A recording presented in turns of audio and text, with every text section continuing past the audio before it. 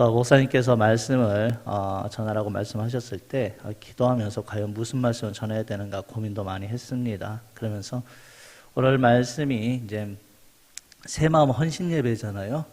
헌신이라고 하는 것은 내가 하나님의 일꾼이 되겠다라는 다짐이잖아요. 그래서 일꾼에 대한 말씀을 전하면 좋겠다 그런 생각을 합니다. 그래서 말씀과 함께 또 우리 목사님이 목회하면서 있었던 그러한 간증들도 함께 전하기를 원하셔서 제가 말씀과 함께 또 제가 목회하면서 주셨던 하나님의 은혜들을 함께 나누기를 원합니다.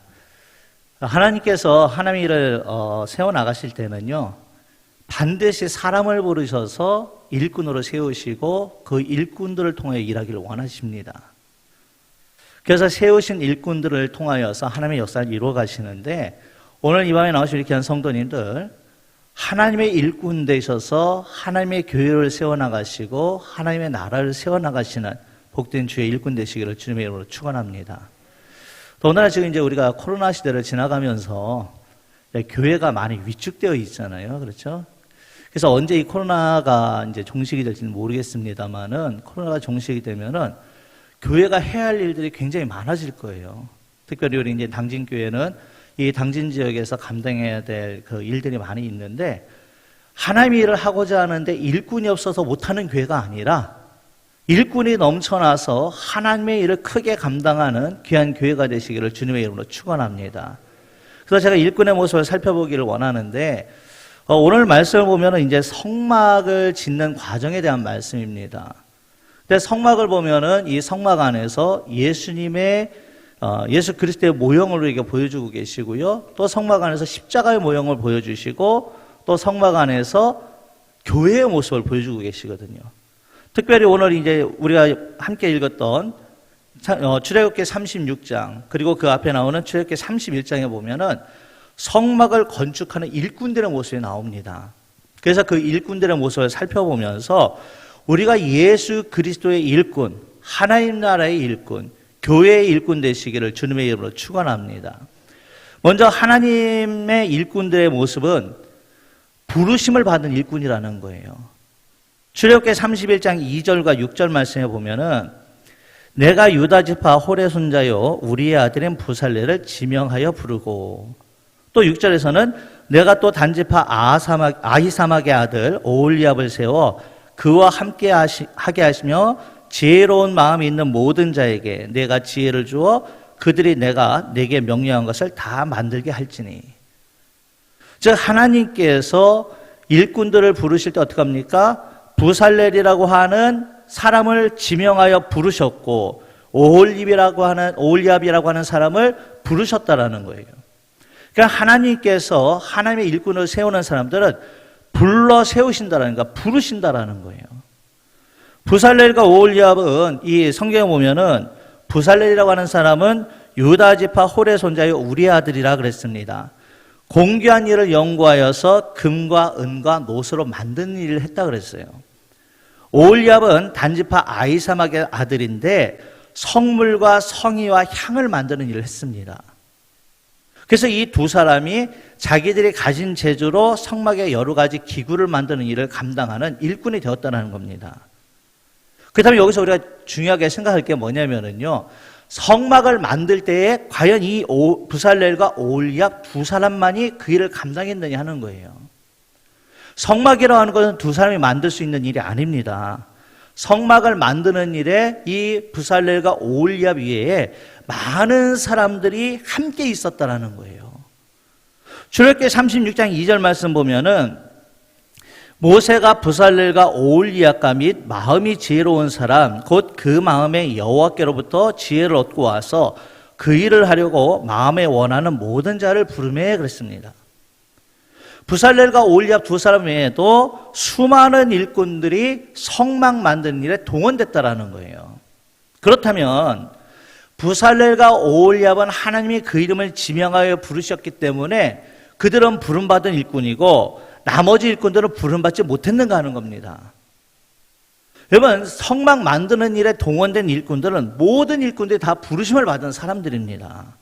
그 이름이 직접 호명이 됐던지 그 이름이 불러지지 않았던지 간에 상관없이 성막을 만드는 일에 동원된 일꾼들은 다 하나님이 부르신 자들이라는 거예요. 만일 이스라엘 백성들이 내 이름이 불러지지 않았다고, 나는 부름받지 않았다고 그 성막 만드는 일에 함께하지 않았다면 하나님의 성막은 결코 만들어질 수 없다라는 겁니다. 그들은 자기의 이름이 직접 지명되었던지 아니면 자기의 이름이 직접 불러지지 않았던지 간에 상관없이 하나님의 성막 짓는 일에 함께 동원해서 함께 일했다라는 거예요.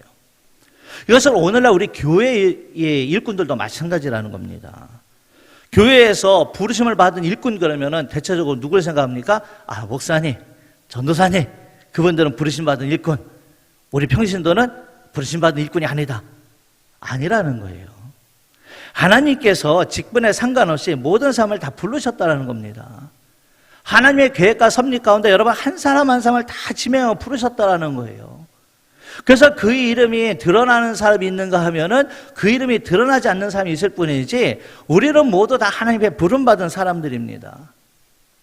우리가 찬송 부를 때에 부름받아 나서니 뭐 어디든지 가오리다 그 찬송하면은 대개 목사님, 전도사님, 선교사님들만 생각을 합니다. 근데 아니라는 거예요. 우리 모두 부름받은 일꾼이라는 겁니다. 목사든 장로든 권사든 집사든 상관없이 직분과 관계없이 모두 하나님의 부르심을 받은 일꾼이라는 거예요. 그래서 여러분 우리가 이것을 좀 신학적인 말로 뭐랄까 소명의식이라 그러잖아요. 나는 하나님의 부름을 받았다. 여러분 이 자리에 앉아 계신 여러분 한 사람 한 사람이 하나님께로 부름받은 일꾼인 줄로 믿으시길 바랍니다. 여러분을 향하신 하나님의 계획이 있다는 거예요. 여러분을 통해서 하나님이 하고자 하시는 일이 있다는 겁니다. 그래서 여러분들이 하나님의 일꾼들이 서로 협력하여서 하나님의 교회를 세워나가기를 원하고 계신다는 거예요. 여러분 우리는 하나님의 부름받은 일꾼입니다. 그렇기 때문에 내게 무슨 일을 맡겨주시든지 간에 나를 부르셔서 내게 일을 맡겨주신 그 하나님의 일을 감당하는 주의 일꾼 되시길 바랍니다. 외형적으로는 담임 목사님이 임명하셔요. 담임 목사님이 누구를 세울까 고민하며 기도하며 또 그 맞는 자리에 맞는 직분에 사람을 세웁니다. 그러나 그 뒤에서 역사하시는 분 누구예요? 하나님이시라는 거예요. 하나님께서 어떤 사람을 세울 것인지 어떤 일꾼을 세울 것인지 담임 목사님에게 감동을 주시고 영감을 주셔서 그 사람들을 지명하여 불러서 하나님의 일꾼을 세우신다는 겁니다. 그렇기 때문에 내게 무슨 일을 맡겨주시든지 간에 그 하나님의 일을 기억하면서 나는 부름받은 일꾼이라는 것을 기억하면서 하나님의 일을 감당하는 주의 일꾼 되시기를 주님의 이름으로 축원합니다. 두 번째로는요, 이 하나님의 일꾼들은 성령이 충만한 일꾼들입니다.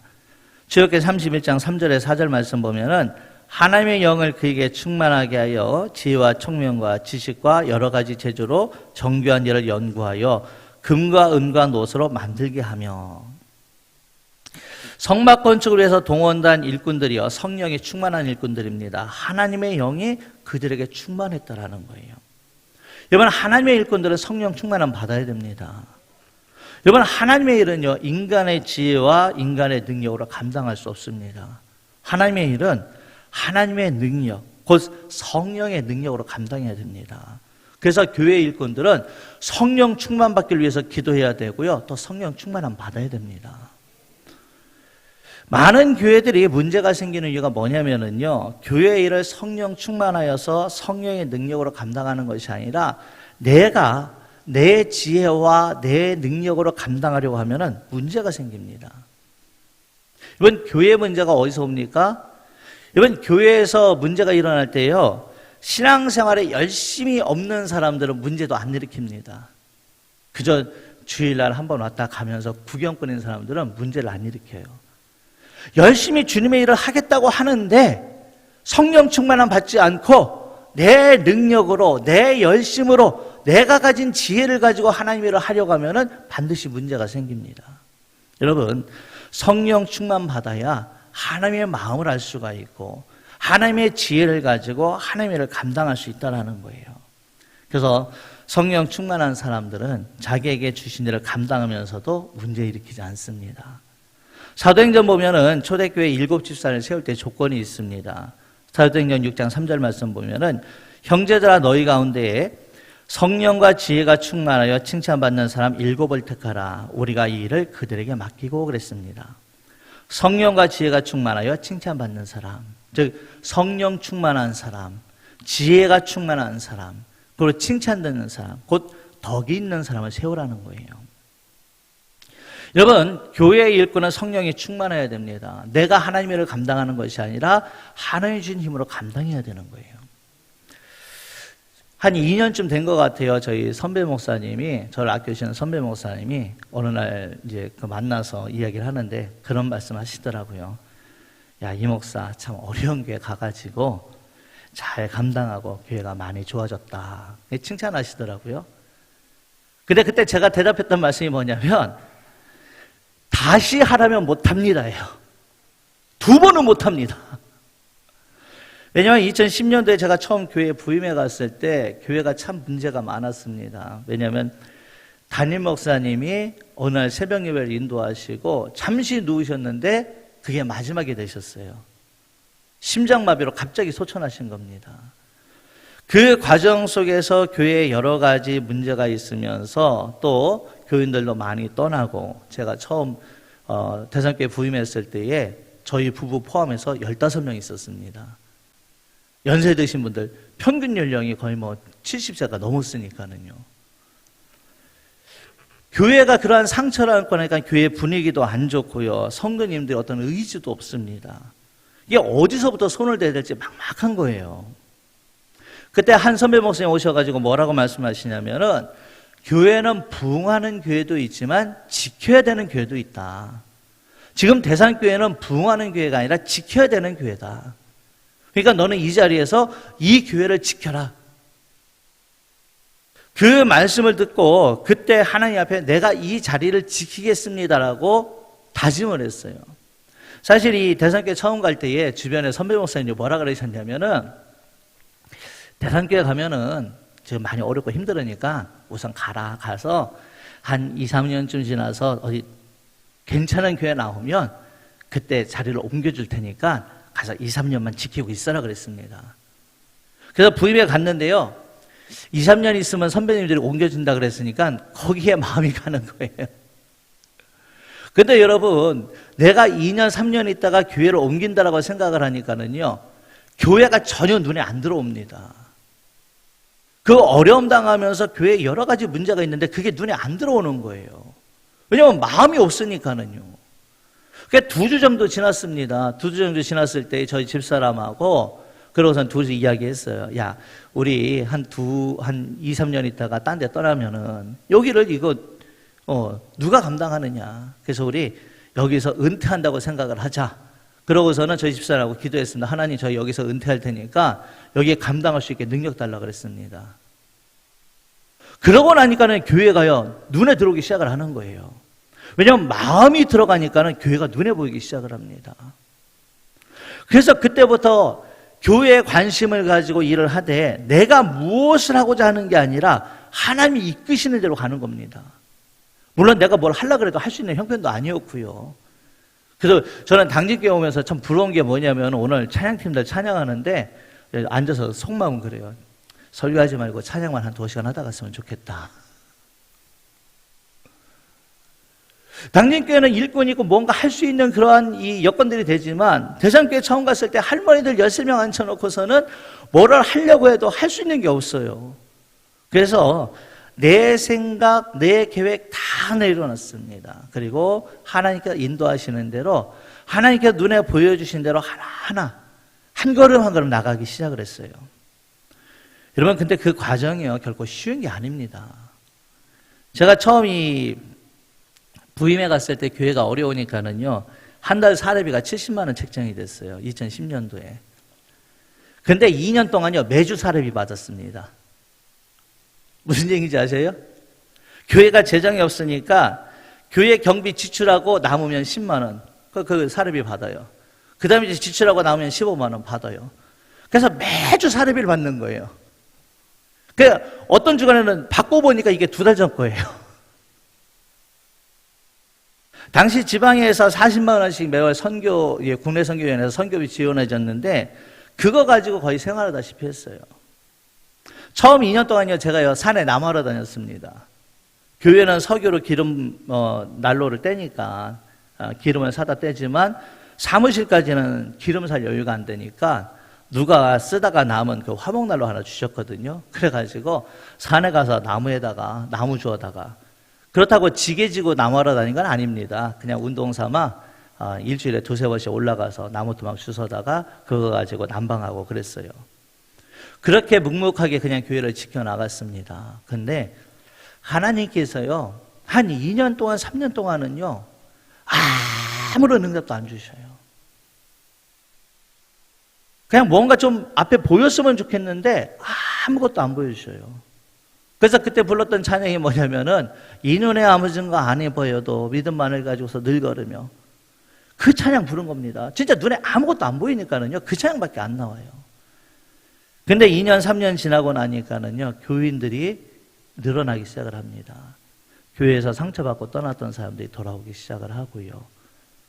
그러면서 교회가 조금씩 늘어나면서 재정도 회복되어지고, 그렇다고 해서 저희 교회가 크게 부흥한 교회는 아닙니다. 왜냐하면 시골 교회이기 때문에 이 교회에 그런 환경이 있어요.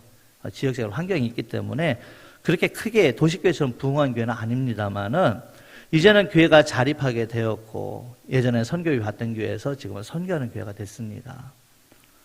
제가 지난달에 우리 교회에서 설교하면서 제가 설교 시간에 전혀 준비도 되지 않았던 말인데 그런 말을 했어요. 여러분, 10년 전에 제가 처음 교회에 왔을 때에 그때 있었던 이 피아노와 강대상 빼고는 다 바뀌었습니다 그랬어요. 10년 동안 그 시간을 지나다 보니까 교회가요, 많은 부분들이 바뀌었더라고요.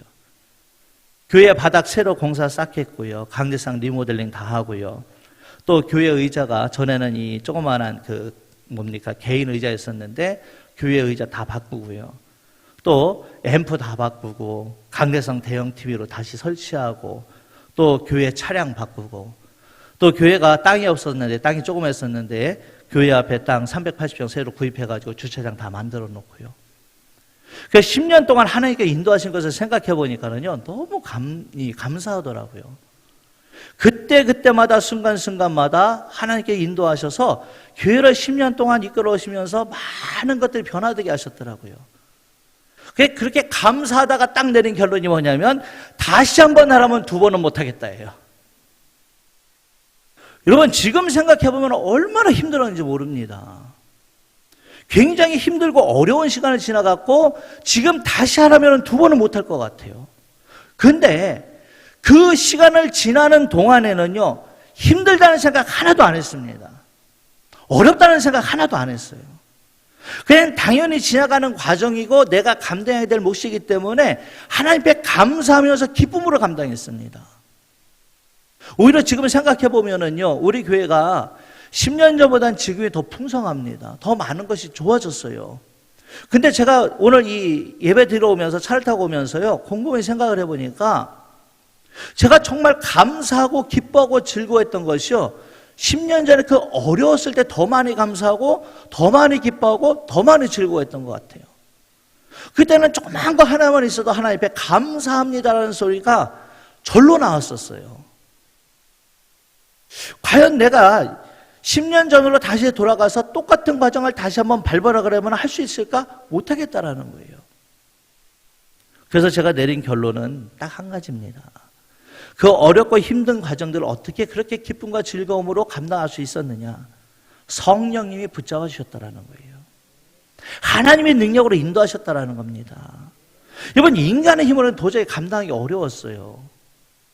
여러분, 제가 짧게 그냥 그 과정들 10년의 과정을 말씀드리니까는 순간인 것 같지만은 그 10년의 과정을 오면서 참 힘들고 어려운 일들이 많았고요, 조마조마하는 일들도 굉장히 많았지만은, 근데 그 과정들을 정말 기쁨과 즐거움으로 그렇게 담대하게 감당할 수 있었던 것은 하나님께서 붙잡아 주시고 성령님께서 인도하시고 능력 주셨기 때문에 그 힘든 과정들을 넉넉하게 이겨나갈 수 있었다라는 거예요. 여러분, 하나님의 일꾼들의 성령 충만 받아야 될 이유가 여기에 있습니다. 하나님의 일을 하다 보면은요, 항상 기쁘고 즐거운 일만 있는 게 아니잖아요. 힘든 일도 있고 어려운 일도 있습니다. 그렇지만 그 힘들고 어려운 순간에 내가 내 힘과 내 능력 가지고 이겨나가려고 하면은 감당 못합니다.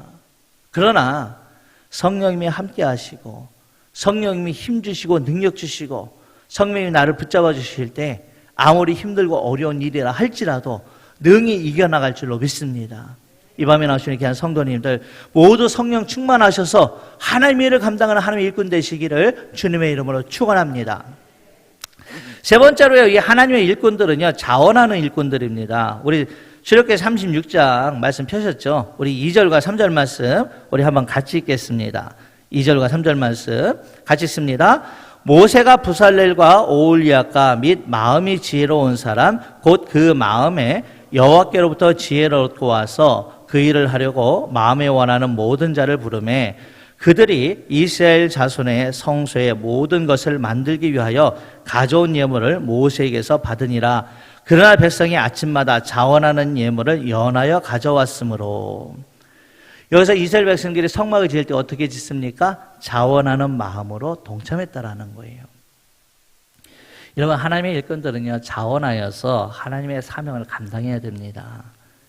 한번 되돌아보시기 바랍니다. 나는 과연 어떤 자세로 하나님의 일을 감당하고 있는가? 나는 당진교회를 섬기면서 어떠한 자세로 섬기고 있는가?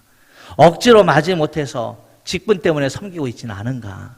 아니면 정말 하나님께서 주신 그 능력으로 말미암아 기쁘고 즐거운 마음으로 자원하여 감당하고 있는가? 여러분, 오늘날 많은 그리스도인들이 자원하는 일꾼들이 아니라 억지로 마지못해 일하는 일꾼들이 많다라고 말을 합니다. 근데 억지로 마지못해서라도 일하면은 그나마 다행이라고 생각을 해요. 무슨 일을 맡기든지 이런 핑계 저런 핑계 대면서 일하지 않는 사람들이 얼마나 많은가 하는 거예요.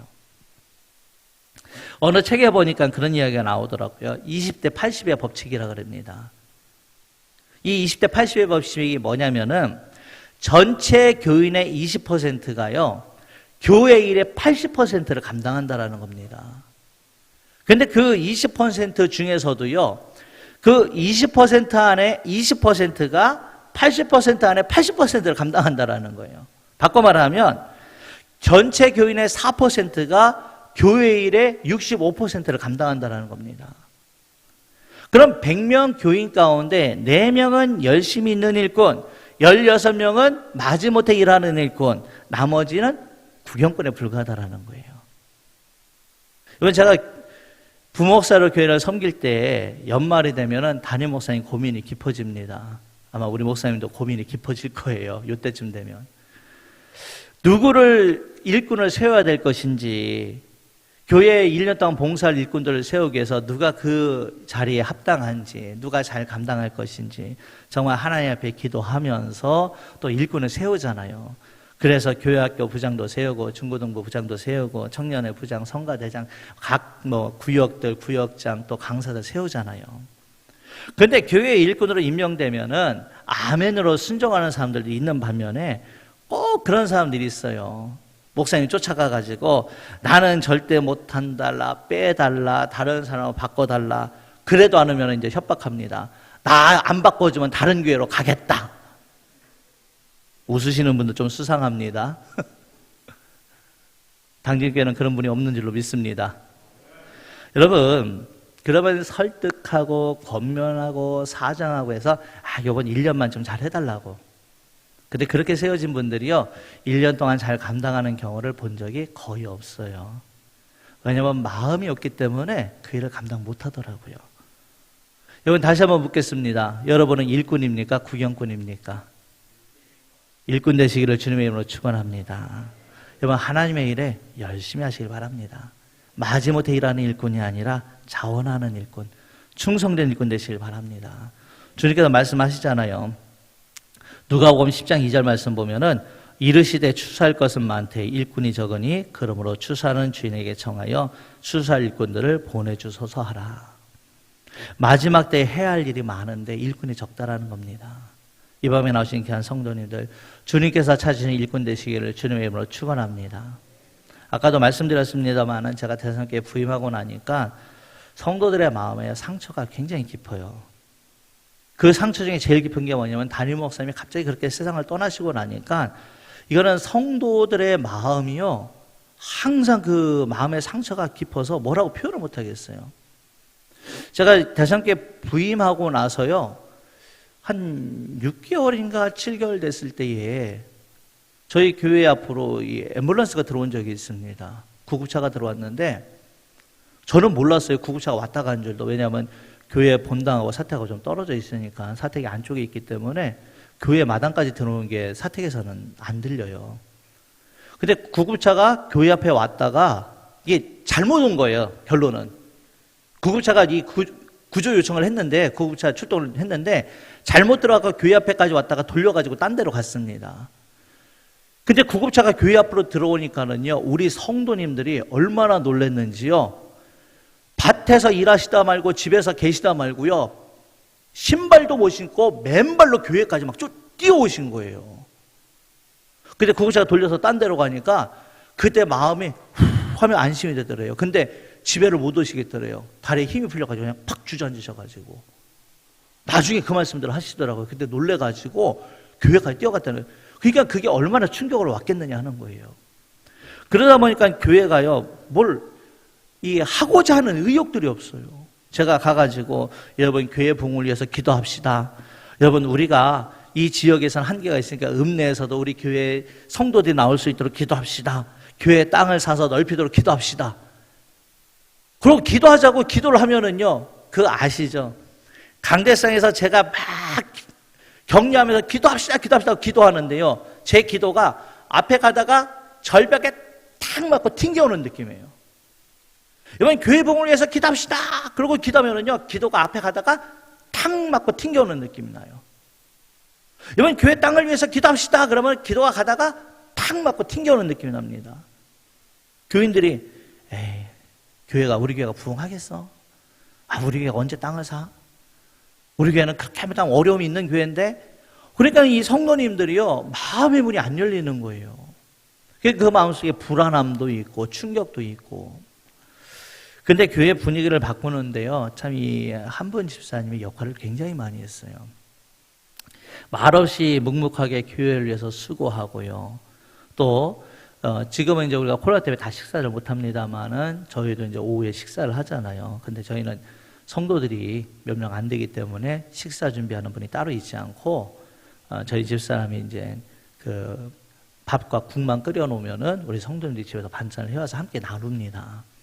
근데 이 집사님이 다른 분들보다 더 많이 반찬도 서너 개씩 더 해오시고, 또 식사가 끝나면은 설거지할 때도 본인이 나서 묵묵하게 하시고, 그냥 말없이 교회에 충성하셔요. 드러나지도 않습니다.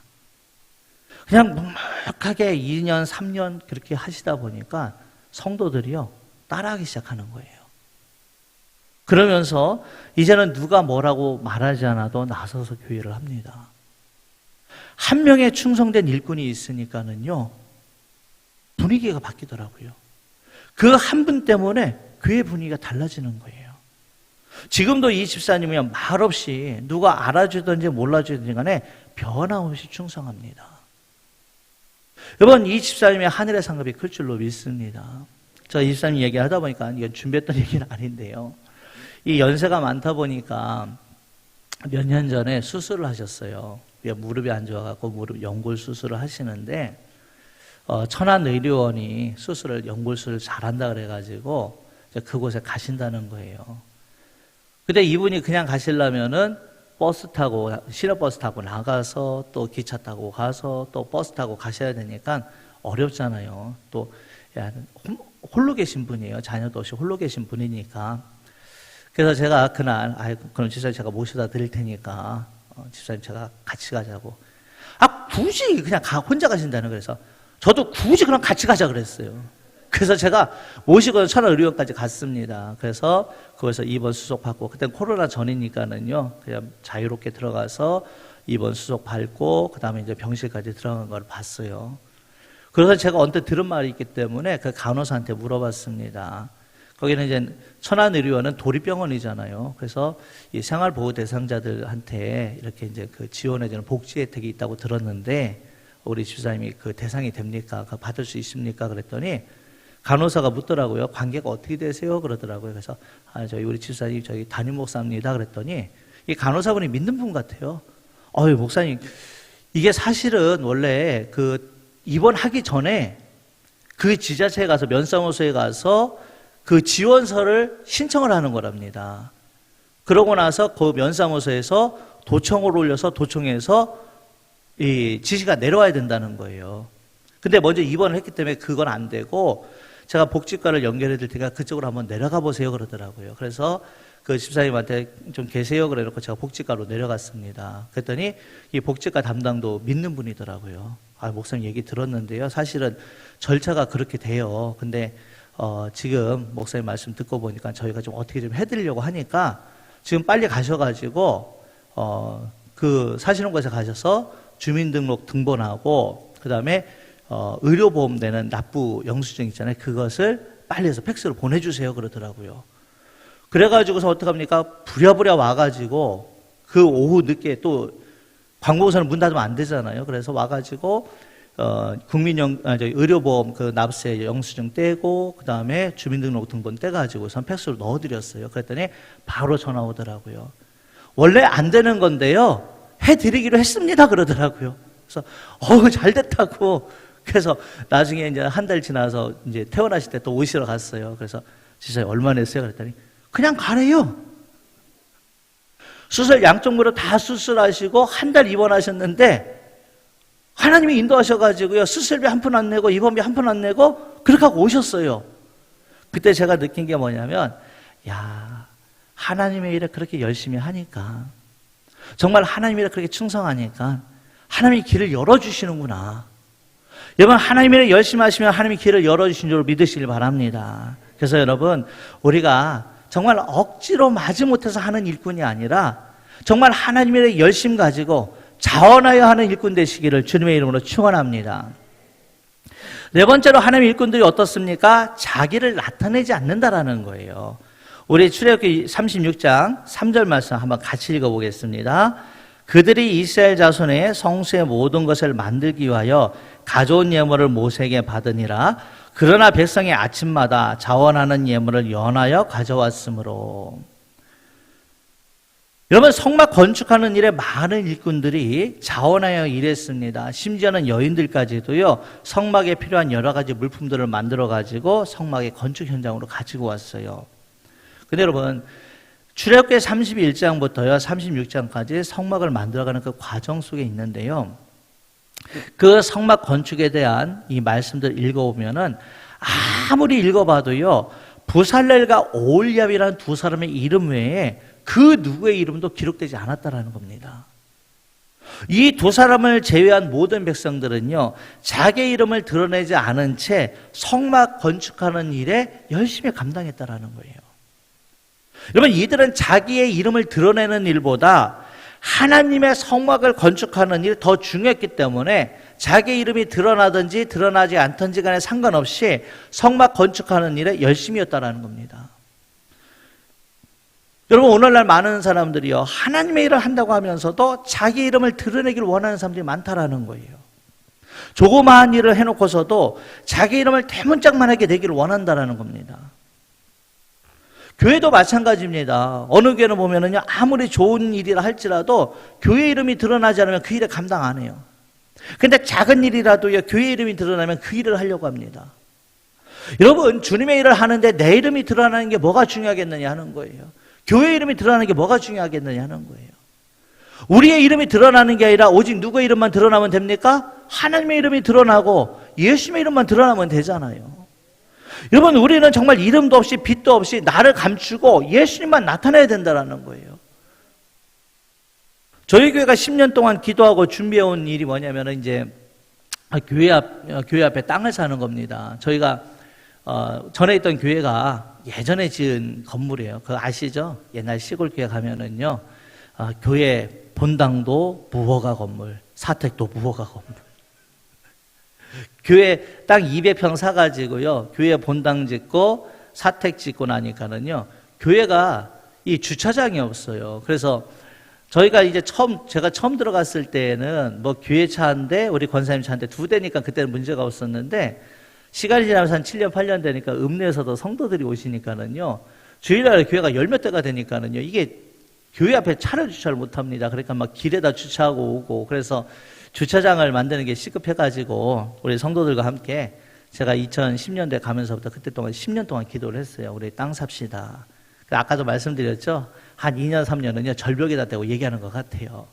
근데 어느 시간이 지나니까 같이 기도하시더라고요. 그리고 읍내에서 성도들이 오고 차가 많아지니까 성도들의 입에서 먼저 얘기하라요.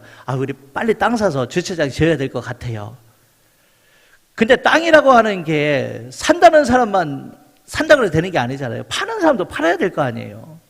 근데 안 판다는 거예요.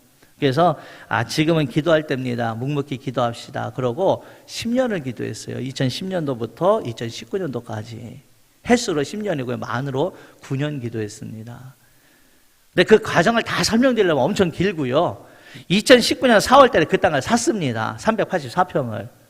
얼마에 샀냐면은 땅값 4,500에 부대 비용 400만 원에서 4,900만 원에 샀어요. 여러분들이 생각할 때 4,900 얼마 아닌 것 같지만 저희 교회에서는 엄청 큰 돈이에요. 그러니까 놀라는 척이라도 좀 하세요. 4,900만 원 주고 샀는데 10년 동안 대전금으로 모아놓은 게 3,400만 원이고 그 다음에 1,500만 원 대출을 냈습니다. 그런데 그해 12월 달에요. 8개월 만에 대출금까지 다 갚아버렸어요.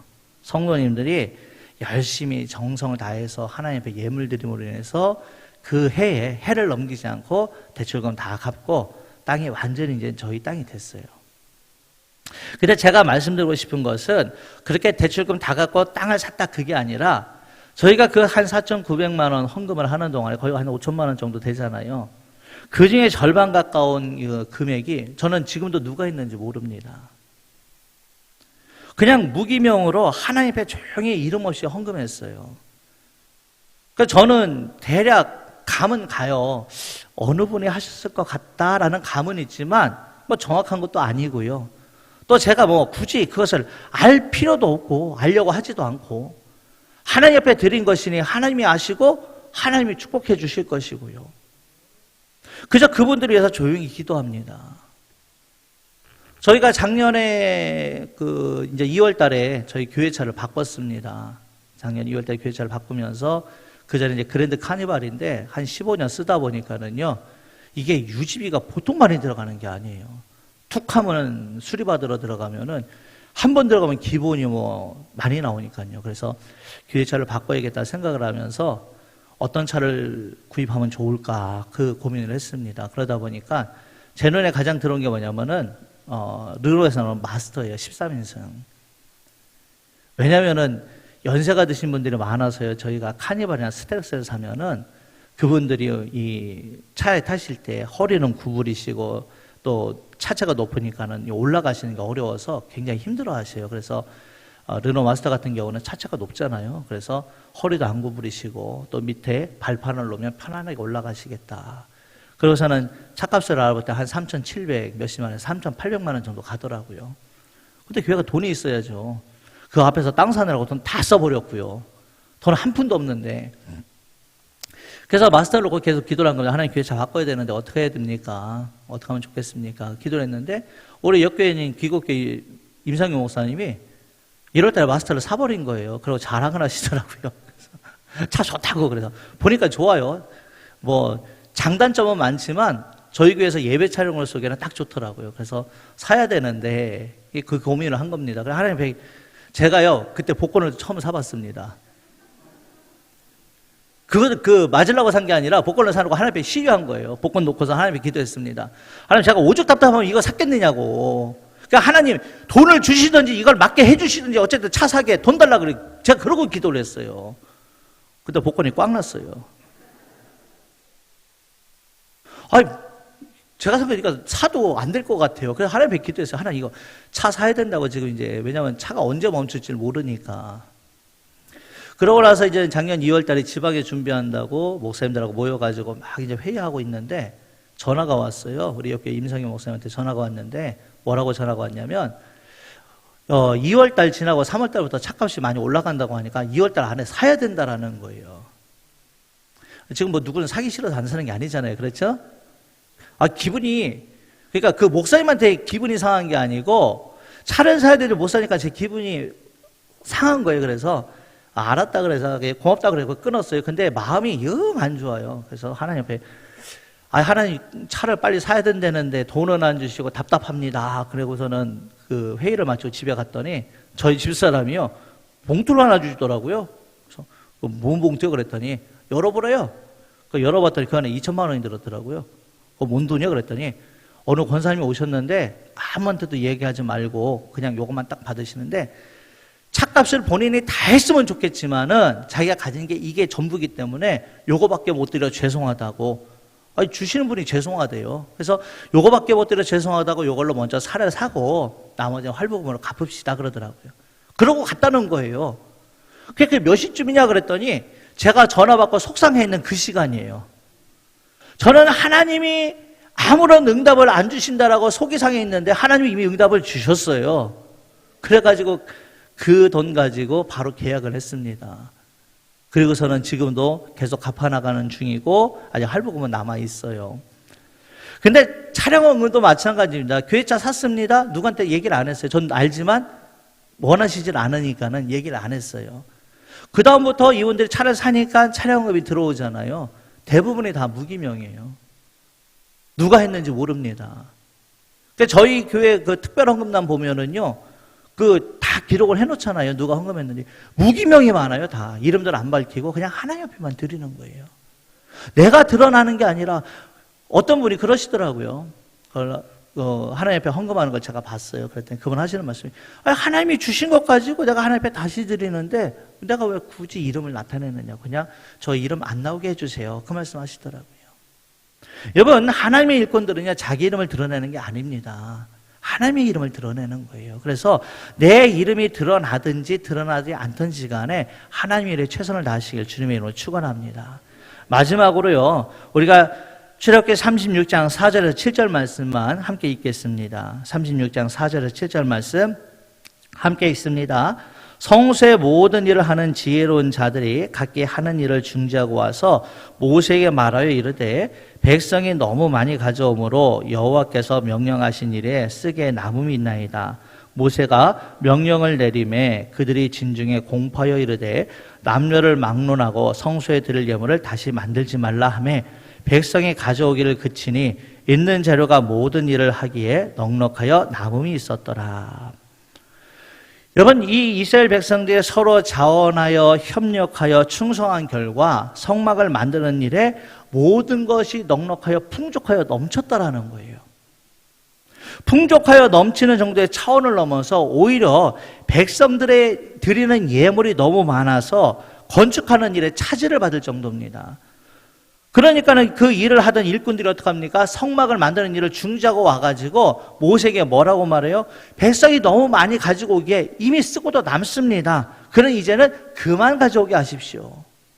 그때 7절에 있는 재료가 모든 일을 하기에 넉넉하여 남음이 있었더라. 이 축복의 역사가 당진교회에 함께 하시길 주님의 이름으로 축원합니다. 이번 하나님의 교회의 일꾼이 많아질수록 차고 넘치는 역사가 일어납니다. 단순히 물질만 차고 넘치는 게 아니라는 거예요. 은혜도 차고 넘치고 능력도 차고 넘치고 모든 것이 차고 넘치는 줄로 믿으시길 바랍니다. 그래서 우리 당직교회 모든 성도님들 하나님 교회에 충성된 일꾼 되시길 바랍니다. 당직교회가 해야 할 일이 많이 있잖아요. 그렇죠? 당직교회에서도 해야 할 일이 있고 또 우리 지방에서도 해야 할 일이 많고 그 일들을 감당하기에 부족함이 없도록 차고 넘치는 역사가 나타나시기를 바라고요. 오늘 이 시간 나오신 귀한 성도님들 하나님의 충성된 일꾼 되셔서 하나님의 교회를 섬기는 주의 종들 되시고 우리의 가정에도 차고 넘치는 역사 또 당진교회도 차고 넘치는 복된 역사가 나타나시기를 주님의 이름으로 축원합니다. 우리 기도하겠습니다.